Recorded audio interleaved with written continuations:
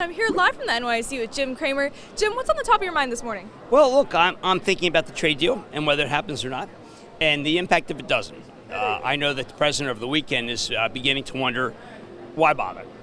And if in a why bother situation, do people recognize that that's where they are? There's just been a series of provocations by the Chinese, including this weekend, saying, listen, there's 30 million PCs that U.S. have to leave. This is the opposite of what he expected. And remember, the president has got two camps within his own office. There's the ones who say, look, the Chinese want to just overrun us. And then there's another group who says, look, you know what, we can do trade with the Chinese.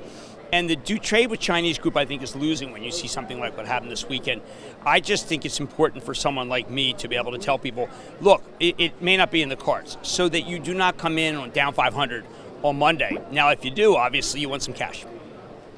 Our real money stock of the day today is Macy's after it got a sell rating from Goldman Sachs this morning. Jim, you also wrote about Macy's in your real money column. Yeah, I find Macy's disturbing. I did a lot of it, by the way, was started with a thank you so much to people who answered about Kohls on Twitter. Very good experiences, frankly. This was about how the handicaps of being in the mall, and that unless you have a huge amount of money, which Macy's spent a giant amount of money buying back stock, it's very hard to be competitive. Target spent a lot of money on Shipt, turned out to be not that much. Walmart spent a lot of money on Jet, turned out to be not that much.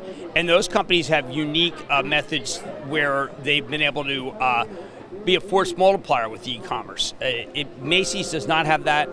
I think that the Goldman piece about Macy's basically just says, look, it could be Penny. It could be Sears. Now, I think it's better than that, but I do believe that when I read the piece, it's very damning, very sad. I mean, my article is much more about the less Macy's and more about the firmament mall base. I didn't want to pick on Macy's necessarily, but it's pretty relevant. You know in your real money column that Macy's has gone from a $14 billion market cap to a $4.6 billion market cap, and you just mentioned Sears. So my question for you, Jim, is Macy's the next Sears? Well, Sears was uniquely run into the ground by Eddie Lampert. Jeff Gennett is certainly not trying to do that. He's buying back debt, too.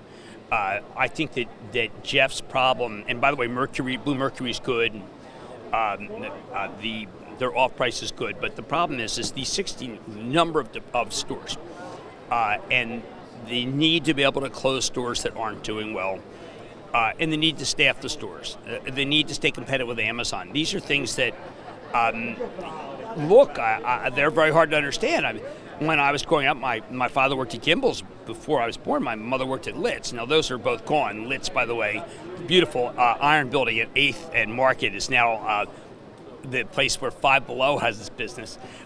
Gimbel's was a very serious competitor in Macy's, and then Gimbel's disappeared. So I think that there's no God-given right to retail. I remember selling Macy's bonds at one point at Goldman, and they subsequently went belly up. I mean, reorganized. So just be careful. It's not as cheap as it looks, I guess is the way to put it.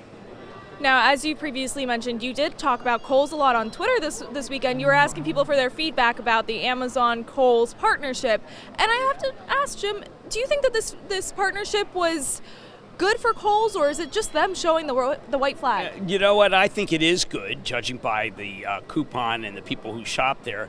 But I also recognize that it's just kind of ironic. Does it further sow the seeds of Kohls' demise? Amazon is so remarkable. I ordered some books on Amazon Saturday evening, arrived Sunday. I just think that the logistics, the way that that Amazon has got everybody on their game versus what a Macy's can do or what a Kohls can do may not be enough. Remember, Kohls is not a mall department store, it's a shopping center department store, and shopping centers are more viable. We own Kohls for Action Alerts. I did indeed feel better about Kohls when I read this because it obviously is bringing in traffic, and bringing in traffic is always good. So we've covered retail, but we still have holiday trading going into the next 2 weeks. And following last year's Christmas Eve sell-off, Jim, how should investors prepare themselves? Well, there was, if you go back in time, there were what my friend Michael Semblist at J.P. Morgan, strategist, was calling Armageddonists. And the Armageddonists were basically calling for the Fed to tighten. The Fed then said they might tighten once in December and then 3 times next year. The Armageddonists on very thin market took over the airwaves and basically just said, listen, this is a disaster. After pretty much calling, a lot of them just were calling for tightening. And if you look, a lot of people just say, you know what, all we are is back to October. And that the big rally this year was just a makeup rally for all the destruction that occurred during December. And I'm not going to disagree with that. I think that Jerome Powell made a rookie mistake. He made a rookie mistake, and he's managed to be able to, I think, walk back a lot of it. And they've had to take back some of the hikes. But there's more room to take back hikes if the president prosecutes the trade war the way I think he's going to. So in the end, overall, things are okay, as opposed to last year when things were very perilous. They were very perilous. I remember going away with my family and having to do 2 shows. Just do 2 shows from the hotel and then a third, half a show. And it was so discouraging because I had been saying over and over again, we should not be involved in this 3 more hikes and trying desperately to get people to buy stocks while I was on vacation to take advantage of what I felt would be a situation where the Fed would realize they had to change. And they did. So I did good, but I kind of wrecked the vacation. Well, hopefully this year you get to have smooth sailing on your vacation. It'd be nice. We're doing another blended family vacation. I really like them, but I don't want tension. And the tension was caused by me, once again, being devoted to our viewers, which is who I am and always will be, and shortchanging my family, whom I hope I won't always be. All right, Jim, well, thank you for joining us today. We are now heading over to our Action Alerts Plus Daily Rundown show over on actionalertsplus.com. You're not going to want to miss it because we're going to talk some video games. I'm kind of excited about this one. All right, guys, I'm Catherine Ross, and I'll see you tomorrow.